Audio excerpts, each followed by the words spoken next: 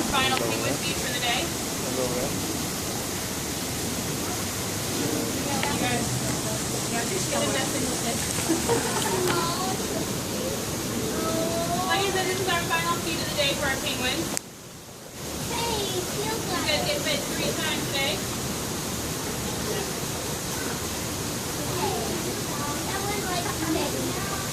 I bet they all like it. Let's help them apart. They're all ready for it. Yeah, I'm going to do a whole spiel. Gotta watch how much they eat, and I will get right back to you. I'm really horrible at counting and talking and keeping track of everything. Okay. Yeah, so. Really bad at it.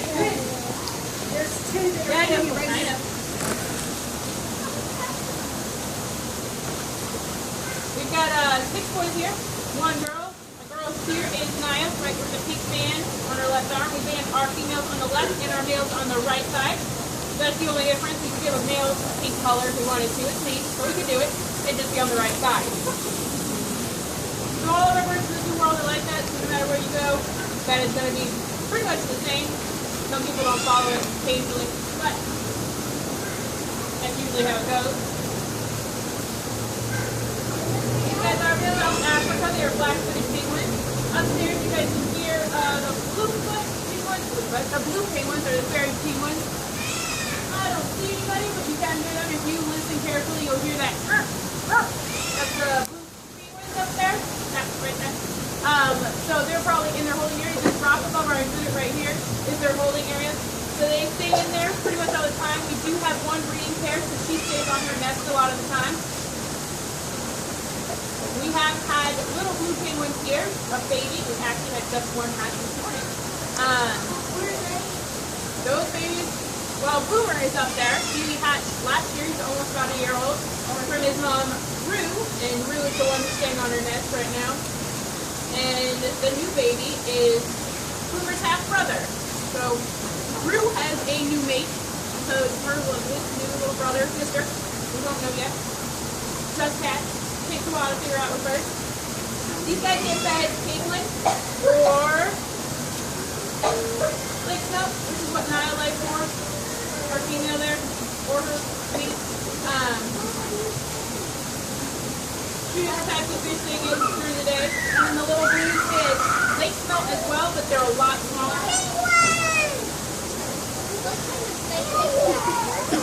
And they also get silver sides, which are kind of minnow sides. Like I said, these guys get fed 3 times a day. Then we feed them until they stop eating. And as you can see, they can eat quite a bit. They can also be really picky. If they drop it, trust me, I'll get it. The water right now is 86 degrees, so we don't leave that food down on the bottom. It's just going to go bad. Like I said, these guys are from South Africa, so they like the warmer temperatures. And we also use this pool as their heat source. And also we're heat source for our plants out here. We pull out a lot of our plants, which is why our Madagascar area is closed. Keep them alive with this wonderful ice spaghetti. Well, I guess we got ice spaghetti already. This is just a nice cold area we got. So we're keeping those plants alive. Those plants are from South Africa type plants as well. So they're in the back to stay warm. The penguins have the pool to stay warm. And then we also share our water with the shoe-bill scorpion you guys saw when you came in. That big blue guy with the big old shoe-looking beak. He shares our water, and he's got really skinny fingers, so we make sure he doesn't get frostbite, because that water has to be warm for him as well. These guys range in age in the younger group from 8 to 13 years old. Bogo, who's on the island on the other side with his buddy Pebble, is 23 years old. He'll be 24 this year. They can live up to 30 years old in the Blackfoot species. Little blues up there can live up to about 17. Rue is, I believe, 12 years old. She's our oldest penguin. Her mate was hatched in 2009, so he's a little bit younger. She's a little bit of a cougar. So the rest of the babies we have up there came to us from Cincinnati this year, and they were all hatched in 2013, just like Boomer. So hopefully, we're hoping in the future here, Boomer will pick one of those girls as his mate, and we'll have some little babies from him and his new buddy Casserole as well. Usually these guys are pretty picky. They can not like the fish because it's squishy, because it's got a piece coming out of it, like this one. Doesn't have its head, it's missing an eyeball, it's looking at him funny, it's cold here. It smells funny, it tastes funny, it looks funny, they won't eat it. So, they're really picky, and the little blues are just as bad. So it looks fun feeding them, it's actually fairly stressful. Keeping track of how much fish they eat. Gary gets it someone. But I do go get Togo and Togo on the other side. Togo, like I said, because he is old, he gets to do what he wants. He's the old guy, I go to him. All the young kids have to come to me. Are they endangered? They are endangered. These guys, not as bad as some of the other species. There are 17 species of penguins, and out of those 17 species, only about 6 of those live in South Pole, which is Antarctica. There are no penguins in the North Pole, and out of all those penguin species, most of them are endangered. The little blues upstairs are not. They're actually least concerned, which means their numbers aren't bad. They're not doing too bad conservation-wise, but that means they could possibly drop in numbers. These guys are a little bit closer to human populations. They're from Australia and New Zealand, so they're a little bit closer to human populations, so they have a little bit more of a buffer and they're a little bit more safe when it comes to issues that all the other penguins have. These guys have issues with overfishing, oil spills, and garbage in the ocean. So what we can do for conservation-wise for these guys is if you guys have any rivers or oceans anywhere near you, volunteer for cleanup. Keeping that stuff out of the ocean helps keep these penguins safe. Penguins are curious, and so are a lot of animals, other animals, turtles, dolphins, you name it. Most animals will put things in their mouth to figure out what it is, and by that time it might be too late to get it back out, or get their head out of it. So that's the problem a lot with turtles and dolphins. The dolphins get stuck in the net, the turtles get stuck in nets, and they also get things stuck around their necks, and birds do that as well. Even little things like, they don't really sell them as much like this anymore, but your coat packs that come with the rings on it, cut those rings, the birds can get their necks, and all kinds of seabirds can get their necks caught in those. Oil spills we can't do a whole heck of a lot about as a normal person. You see all those lovely Dawn commercials and they have people cleaning penguins. They're not going to let you guys do that as a normal person. But just be safe, you know. And then overfishing, make sure you buy fish that are sustainably caught. So when you go to your grocery store, you can visit the Monterey Bay Aquarium website and it tells you which fish are caught in a way that helps keep those fish populations good for the penguins and all the other animals that eat those fish. So that's the long spiel to that short question. So you're part of a species survival program for these penguins? We are. These guys are part of a species survival program, which is an SSP, and a lot of the birds that came in. There you go. There's little blues in the left corner there. Those are the younger kids there. A lot of the birds that you saw when you came in that had that rhino symbol on them are part of SSPs as well. And that just means we help keep the genetics clean and we're not inbreeding animals and things like that just because we want babies. So we do have one breeding pair here. We have Naya, who's our only female, and Scrappy, her mate, has no band, but they haven't had any babies successfully. They haven't set the eggs correctly. They've laid one egg, I believe, didn't set it correctly. If they ever did lay another one, we pull it, but they are going to go to another zoo once Scrappy finishes his molt. So she'll do her baby making elsewhere. We'll probably keep a bachelor herd here, so we'll just keep boys, and these guys aren't needed for their genetics at the moment, but if it was necessary, they can always go to a different zoo if they are needed. So we've got Charlie and Titan are two of our new guys that just came to us, so basically their genetics are probably not going to be used in the rest of the world. And Togo's probably a good genetic, but he's just so long. How many are in the wild, left in the wild? Exactly, I'm not sure. No, not sure. I wouldn't give you a number until you're wrong. I know the numbers of tigers is very, very, very, very small. The cats and all the bigger animals have a lot of issues just because they are bigger, they need more space, so their numbers are already low. The things that we do drops those numbers even worse. The penguins and the other species aren't doing as horrible as the cats and the rhinos and cheetahs and all that kind of stuff, but they're not as bad as those animals. They are still on the list. Actually, voting, I'm not a big proponent of politics, but voting can make a big difference for animals as well. Drilling for oil, and then also what kind of bills are passed to help protect our animals, because a lot of animals are up for reevaluation of their listing as endangered species, and some of them aren't worth the time and the money to save, so they've been taken off of those lists. They're not easy to save, and the projects have been tried, and they haven't had much success, so the projects may be shut down. Oregon spotted frog is being relisted as endangered, but the gray wolf, I believe, one of the wolves, is being taken off. So it's something I don't push very much, but politics do come into saving animals as well. So if you have the vote, vote, and if you don't, wait for it and help us out. Just a quick question. Yeah. Do these have any behaviors that are kind of unique and interesting? As individuals? just as a species? As a species, these guys are known also, and this is a common name. I'm not fussing. They're known as jackass penguins. They have that bray that sounds kind of like a donkey. That's the noise they make. I do it very horribly. I'm a little bit better at the murphing up there. But that's kind of what they're known for. They're not much jumpers or agility type things. They do kind of hop out of the water a little bit, but they're not dolphins. They swim fairly fast, just like the rest of the penguins, but they're pretty average when it comes to penguins. Individually wise, we've got some special kids, but we've got Charlie, who's our new guy. He's got the red band. He climbs, which none of the rest of our penguins do. Not any of these rocks, obviously, these are too sheer, but on the side of the island, you can see that nice big white spot. That's from Charlie. He likes to perch there. It's safe for him. None of the rest of the penguins can reach him and peck him, and he likes it there. So he sits on the side of the island, and none of the rest of the kids will do that. He'll catch fish in the air. He's pretty kind of pretty penguin there. Learning more about him. We've had him about a month, so he came from Florida.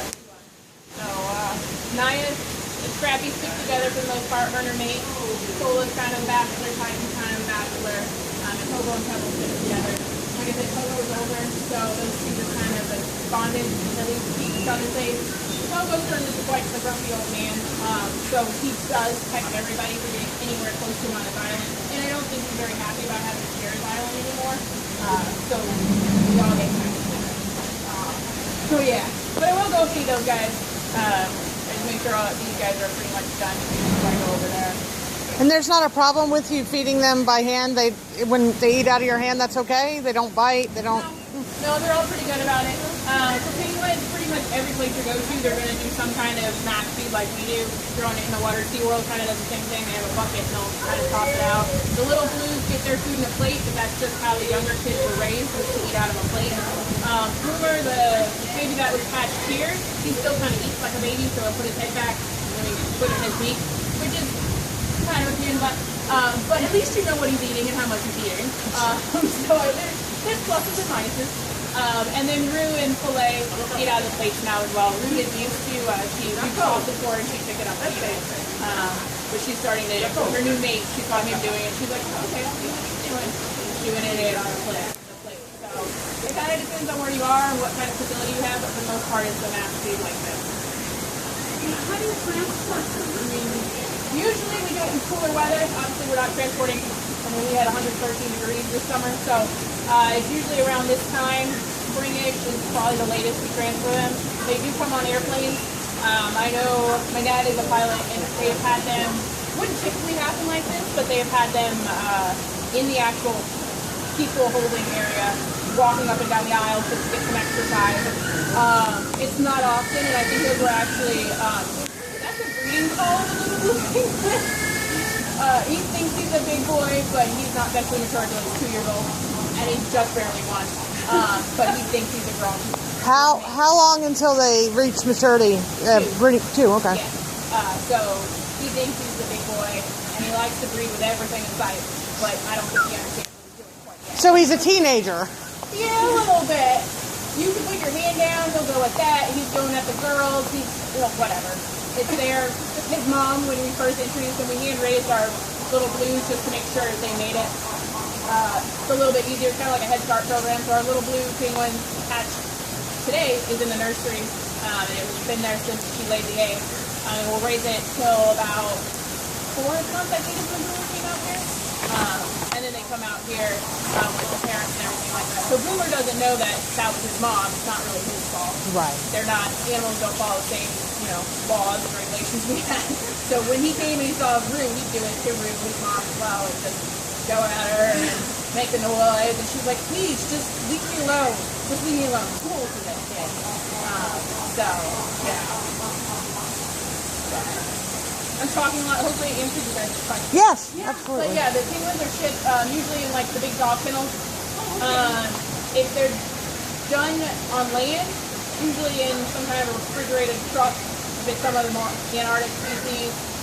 Come on, Piabo. Come on, buddy. Come on. And you can tell them all apart Yeah. by their The feet. bands help, but we work with them. I'm out here 3 times a day. The penguins are a pretty care-intensive animal, pretty much at any facility. The little blues are even more. So you kind of get to recognize everybody just by the personality, like who is this normal person. And he's not actually, he may. I don't think he's going to jump in, but he may. He gets being fit on the island of Pogo, so he could care less. He's just waiting for me to come. It's probably just a push to get me some over there. Because he knows you're going to cater to him. Yeah, and he thinks better on the island anyway. And Pogo has a cataract in his right eye, the eye that's facing up a little bit. So we do play a little bit of like airplane with him, so you can see it in that good eye and then get it in his mouth. But otherwise, he's fine. People do ask about his shaking, but the shaking we haven't really associated with the temperature reason, because he'll do it during summer as well. Pogo, who's younger than him, or Pebbles, who's younger than him, does it as well. Is it like anxiety, like some dogs get, or what? It has more to do with food responses, either that they're full or they're excited for food, because if you watch when I feed them, there's a point where they stop, they literally will shake the fish out of their mouth and won't take anymore, and you can see them start doing that shaky type behavior when they're about that point. They can maybe get a couple more fish in them, but usually they're pretty much done at that point. So I don't know if it's specific to these guys or if a lot of the Blackfoots do it. This is the first group of penguins I've worked with, so not really sure. But they do it in the hot weather, they do it in the cold weather, they do it all the time. Yeah, the penguins are pretty, there's laws, there's, in the zoo world laws anyway, of how to ship our penguins and when to ship our penguins, how to do it, what kind of kennel to put them in, what kind of air they need, all that kind of stuff. A lot of places have special airlines they work with that, you know, they've had good relationships with them, so they work with those. If they have direct, obviously we're always doing direct flights, we're not doing stops because they have to sit on the, you know, the tarmac, we're not doing that. So, yeah, and depending on the species of the penguins, I don't think they really do it, but some of the other species, the keepers walk them to the gate, or walk them to the loading dock, watch them get on the plane, if somebody's there, pick them up, they're waiting on the other end. So Do they have to be transported in water, or just... Charlie is one of this guy here. Came just from the kennel, I believe. So, just door to door. Yeah. You know he's coming. We've got our guy waiting over there at the airport for him, which is usually crack of dawn that he'll come in. So, most of the birds get in really early or late afternoonish. So yeah, just, I mean, even with dogs and things like that, a lot of the airlines do have laws. Sometimes they mess up. But with our animals, we make sure we're doing what we need to do. But yeah, there's a lot of laws about it. There's manuals on it. Yeah. We'll probably get a bigger group here of bachelors once Naya and her name's Trappy are shipped out. They've had up to about 20 penguins in this pool. It's a lot. Penguins smell, and people don't like it. But they love looking at the penguins and just don't want to smell them. It's not easy to do when you're a penguin keeper, but they used to use these bins back here, which would be helpful if they used it, which would also help Pogo so he wasn't so grumpy. They all let us on the island, so he's not too happy about that, sharing it. Because the group he was with before, I guess, used these bins. And in the past, not all of them stayed on the island. They sit on other rocks, come over here, sit on this rock, but now he's kind of sharing with all 6 other penguins, so. The last time I was here, which was more than 13 years ago, you had a lot more people. Yeah. They used to have a lot of penguins, and they were taken care of by fish staff. They were more able to clean this as well. Their main keeper is certified to dive or building. I'm not, but we can drain the pool. It's just right now it's at 20 degrees. We can't do that. We did want to do it a couple weeks ago, but we got the cold weather again. And we couldn't do it. Like I said, we got to share the water up there with them. We have to find some place to keep these guys as well. So having the cold temperatures were not good for anybody at the time. So come spring, summer, I'm sure we'll both be pushing to drain this pool, paint it, resurface it. God dang. So we can get that algae actually off and do as much as we can to repaint the rocks and make it revamp it and get those back. So we are definitely aware of it. It is definitely scrubbed every day. It's just hard to keep down that algae, especially here with all the sun. So Yeah. Oh, yeah. but we're on top of it, and it's not unhealthy for them. It's just not pretty. How often do people drop things in the water? A lot. pretzel this morning. There are pennies and nickels and dimes. I assume they toss them at the birds, trying to get them to look at them. It's most of the time. And that's real bad because of the metal, right? And whatever It can go bad. contaminants are on the biggest chain. problem I think they worry about here is that the penguins might play with it and eat it. So sometimes if we see it, it's usually not a big deal. They don't really care about it. It's like, can you left for a little bit? And like I said, their main keeper scuba's in here, not scuba, he snorkels in here and cleans as best he can right now until he gets fully certified. So he'll get what he can. We have a vacuum. It doesn't work super well, but glasses, shoes, food, field guides, you name it. Toys. Toys are another big one. Pacifiers, baby bottles, sticky cups. You almost got a walking stick in the water a couple minutes ago, so. Yeah, I mean, like, when there's water, it seems people just throw pretty much anything. Well, no, I know you probably it was an accident. Yeah. No, I'm not saying you throw it in. I want my walking stick, I need it. Yeah. But it was like here on the edge over there. And Yeah, it's to get through. Yeah.